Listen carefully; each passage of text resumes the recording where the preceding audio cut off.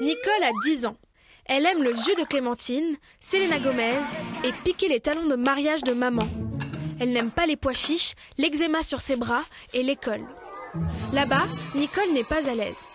On dirait que les autres petites filles ne veulent pas d'elle. Elles ne font que lui dire qu'elle est bizarre et différente. Jusqu'au jour où la convocation pour parler de tout ça chez le directeur est tombée. Heureusement, c'est maman qui est venue. Elle ne savait pas comment papa aurait réagi. Le directeur a parlé d'écoles spécialisées, de traitements, chose qu'on ne comprend pas à 10 ans. En sortant, maman l'a rassurée. Elle ne changerait pas d'école et elles ont chanté Petite Angèle de Balavoine à tue-tête sur le chemin du retour. Et puis, au fond, les enfants sont une source d'angoisse pour Nicole. À chaque fois que l'un d'eux a des poux, maman veut lui couper les cheveux. Mais Nicole, elle aime ses longs cheveux. À l'école, il y a aussi les évaluations. Nicole n'est pas très douée quand elle est notée. Mais ce n'est pas le problème. Le problème, c'est que papa n'est pas juste. Elle ramène les mêmes notes médiocres que son frère, pourtant papa n'a jamais crié sur elle comme il pouvait le faire sur lui.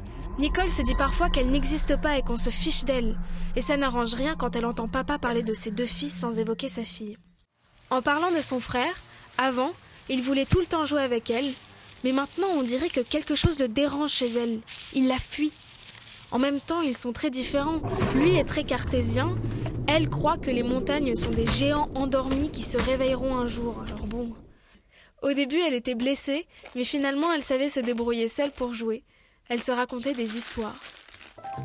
Oh oui, raconter des histoires.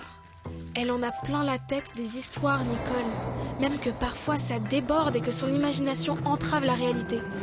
Elle se retrouve parfois emportée, au chaud, dans ses rêves où elle peut librement s'exprimer, où elle a l'impression d'exister.